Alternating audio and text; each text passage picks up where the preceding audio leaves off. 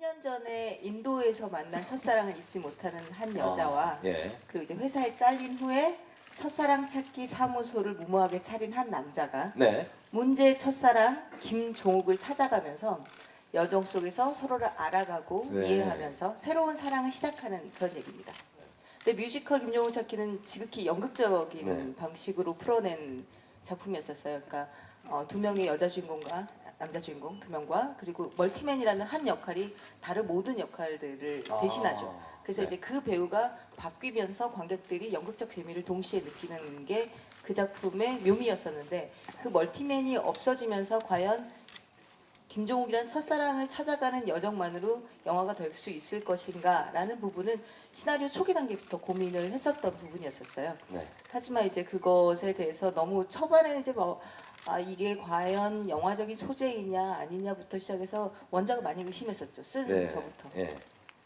하지만 기본적으로 뿌리는 그것에 두되 좀 더 수정 보완해서 새로운 이야기가 아니라 이것을 근본으로 해서 그 30대 여성의, 그러니까 여자 주인공 30대 여성의 일과 사랑 얘기를 동시에 좀 아우르는 이야기면 어떠겠느냐. 그리고 또 첫사랑이라고 대변되는 상징적인 의미, 그러니까 뭐 순수, 열정, 낭만, 그리고 뭐 청춘으로 대변되는 이런 첫사랑이라는 의미를 좀 더 새롭게 부각시키고 그 두 사람이 어떤 여정을 통해서 왜 여행이라는 게 실제로 이제 김종욱도 인도에서 만나지만 두 사람이 계속 여행을 통해서 김종욱이라는 사람을 찾으러 다니죠. 어디 뭐 기차를 타고 어디로 가기도 네. 하고 배를 타고 뭐 서문을 들어가기도 하고 뭐 절에 있는 스님을 만나기도 하고 네. 이런 여정을 통해서 서로를 알게 되는데 사실 사람이 사람을 알아가는 것도 일종의 여행 같은 거잖아요. 근데 사실 뮤지컬 안에서는 그런 장면들이 보여진 장소까지 보일 수는 없죠.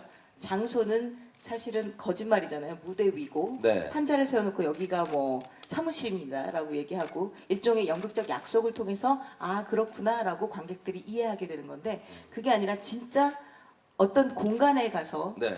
그 공간과 함께 시간과 함께 서로를 알아간다라는 게 굉장히 영화로서 저는 재밌었거든요. 네. 그래서 그런 그 여정이라는 부분, 30대 여성과 일이라는 부분, 그리고 또 첫사랑이라는 상징적인 의미 이런 것들을 주안점을 줘서 시나리오를 만들게 되었습니다. 아, 그렇군요. 뮤지컬 무대 감독이라는 역할 설정이 있잖아요. 근데 네. 그 설정 자체가 저희 그 뮤지컬 무대 감독이 왜 뒤에 있는 백스테이지에 있는 인물이잖아요. 그래서 그 인물을 앞으로 꺼낼 때 네. 네. 고민을 많이 했었죠. 이게 뮤지컬을 잘 만들 수 있을지. 네. 그래서 기왕 뮤지컬 장면이 나오는 거면 뮤지컬 영화 속에는 뮤지컬이 아니라 정말 뮤지컬 하나를 만드는 심정으로 접근해야 된다라고 생각을 했었어요. 그래서 뮤지컬 이제 작품 중에서도 어떤 작품들은 원 세트라는 게 이렇게 세트가 하나밖에 없는 것도 있고 네. 의상이 하나밖에 없는 작품들도 있거든요.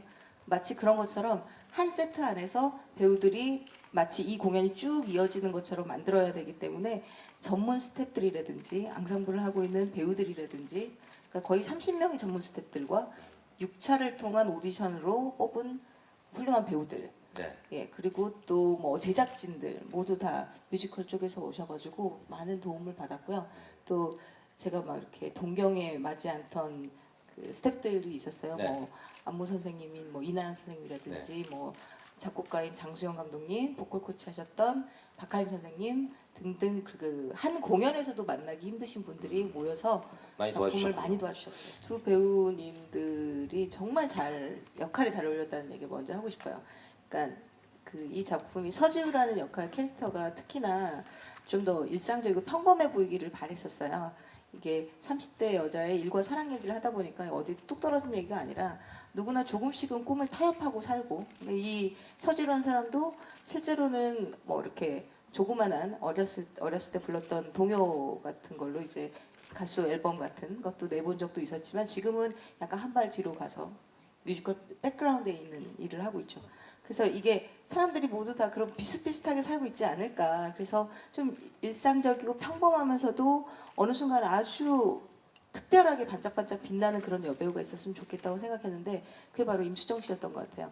그러니까 임수정 씨가 가지고 있는 평범함 속의 비범함 그리고 일상 속에 어떤 따라갈 수 없을 만큼 한꺼번에 확 빛나버리는 어떤 그 순간 그런 부분들이 굉장히 캐릭터하고도 잘 맞았고 실제로 이제 만났을 때도 그런 부분이 많이 있었던 것 같아요. 화장품 광고 얘기하셨는데 평상시에 진짜 그거하고 상관없이 다니시거든요. 아주 정말 프로페셔널해요. 일 외에는 별로 관심이 없는 사람처럼 캐릭터에 집중하고 몰두하고 저랑 차라리 공유 씨는 약간 장난기가 많아서 이렇게 대본 리딩하다가도 갑자기 딴 데도 빠져서 막 놀고 있으면 우리 다시 이제 제자리로 와야 된다고 얘기도 해주시고 굉장히 진지하고 캐릭터나 뭐 상황이나 그 작품에 대한 해석 능력이 뛰어난 배우였어요. 그래서 테이크도 사실은 별명이 투테이크죠, 투테이크. 2개 이상 잘 안 간다고. 그만큼 준비를 많이 해오시고 그리고 아주 선명한 연기를 자신 있게 하는데도 불구하고 표현은 굉장히 우아한 훌륭한 배우였던 것 같습니다. 너무 칭찬만 하시는 거 아니에요? 네. 그리고 이제 공유 배우님은 네, 기대하겠습니다. 이분은 사람 좋고 프로페셔널한 것 같아요. 그래서 되게 애들 너무 좋아하고 꼬맹이가 지나가다가 이렇게 어디 이렇게 저기 양평인가 어딘가 아주 시골 쪽으로 들어서 양평 안에서도 시골 쪽으로 이렇게 촬영하러 갔는데 연예인 왔다고 꼬맹이들이 이렇게 온 거예요. 꼬마들이 왔는데 어디 같이 가자. 네. 애들하고 같이 그 연예인을 찾으러 간다고 막 어디로 가버린 거예요. 애들하고 노느라고. 그 뭐 장난기도 너무 많고 제가 이분을 캐스팅했을 때는 진지하면서도 희극적인 자연스러운 연기가 동시에 가능한 배우가 흔치 않다라는 생각이었어요. 그러면서도 니마이 마치 휴 그랜트 같은 이미지죠. 망가지지 않으면서도 충분히 어떤 부분에서는 사람들을 이렇게 녹게 해주는 자연스러운 분위기가 가능한 배우라는 생각을 했고요. 그리고 이제 사실 로맨틱가예요. 실제로도 왜 이제 인간성이 좋아요라고 얘기를 당당하게 처음부터 했냐면 저희가 새벽 4시까지 막 촬영을 할 때도 있잖아요. 뭐 6시, 7시 넘어가는데도 불구하고 다른 스태프들도 힘들고 그러는데 항상 끝까지 웃고 다 끝났을 때 이렇게 끝났다 이러고 간 적이 한 번도 없어요. 한 번 더 찍읍시다 라고 얘기할 정도로 예. 항상 긍정적이고 사람들을 밝게 만들고 해피바이러스네요. 네, 그런 해피바이러스. 부분들이 배우답지 않다라는 생각까지 했었어요. 예. 인도 얘기 좀 잠깐 해볼게요. 고생 많이 하셨다 그러던데. 아까 보니까 44도인가요? 깜짝 놀랐어요. 49도까지. 49도까지요? 네. 어느 정도입니까? 49도면은. 그냥 슬퍼요. 슬퍼요, 그냥. 슬퍼요. 웃으면 이가 아파요. 이가 그래요? 따끔거려요. 따끔따끔. 아, 따끔따끔. 그 정도로. 공기가 굉장히 와. 안 좋기 때문에 네. 단순히 고온뿐만 아니라 네. 공기가 굉장히 안 좋고 네. 때로는 저희가 먼지도 찍은 많고. 어떤 약간 조금 더 휴미진 곳들은 네, 네. 악취들이 블루시티인가요? 네. 블루시티라고. 네. 거의 뭐 예를 들어서 뭐 거의 후라이팬 같은 거 한 1시간 예열해두면 프라이가 될 정도겠네요. 반숙되죠. 반숙 정도 될. 네. 임수영 씨는 괜찮으셨어요? 아니요, 그리고 저희가 갔을 때가 네. 실제 인도 계절 음. 중에 가장 실제로 더울 거기도 때구나. 더울 때 음. 여름이죠, 거의 한여름에 네, 저희가 네. 간 거예요. 네. 그래가지고 사실은 상상을 초월하는 진짜 그런 더위고, 뭐라고 뭐 말로 설명할 수가 없어요. 그냥 이렇게 네. 한국에서 더워도 막 33도, 30, 네, 이렇게 30 몇 도. 되잖아요. 10도 이상의 차이가 나니까 그거 한 번도 겪어보질 않았거든요. 거짓말 같았죠. 정말 저희 그리고 제일 힘든 건 네. 얼음이 없어요. 없어요? 예. 워낙에 얼음이 얼음을 귀하군요. 만들어봤자 네. 금방 녹으니까 얼음이 없어요. 그래서 먹었던 차가운 음료를 먹기가 네, 어려웠어요. 네. 그래서 저는 차가운 물. 아, 인도에 그래요? 있으면서 네. 가장 그리웠던 게 얼음이었어요. 얼음이요. 네. 근데 또 실제로 더운 나라는 차가운 걸로 다스리는 게 아니라 따뜻한 걸로 다스리니까 아, 그 나라는 별로 필요가 없는 거예요. 이열치열이네요. 네, 그리고 물이 안 좋기 때문에 얼음도 안 좋을 수 있는 거죠.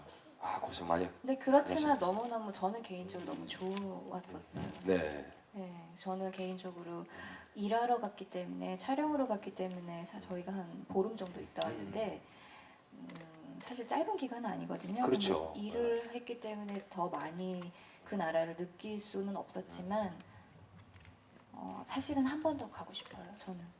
그게 인도를. 인도더라고요. 네, 네. 힘들었고 진짜 여기를 왜 돈 들여서 여행 오는지 모르겠고 막 그랬는데 돌아오고 난 다음에 또 생각나는 게 생각이 네네. 나는 곳이에요. 너무 인도, 신기해요. 인도. 인간미가 그렇죠. 있어서 그럴 거야, 아마. 예, 네. 인간이 느껴져서. 왜 꼭 그렇게 인도를 고집하셨어요, 근데? 인도가 꼭 그러니까 인도에서 만난 첫사랑이어야 된다는 이유는 세 가지 정도가 있었는데요. 첫 번째는 인도에 대한 공간성과 시간성이었었어요. 그러니까 인도에 대해서 사람들이 굉장히 많이 얘기하죠. 그런데 실제로 인도에 대해서는 잘은 모르거든요. 네. 그러니까 갔다 온 사람도 잘 모르겠다고들 해요.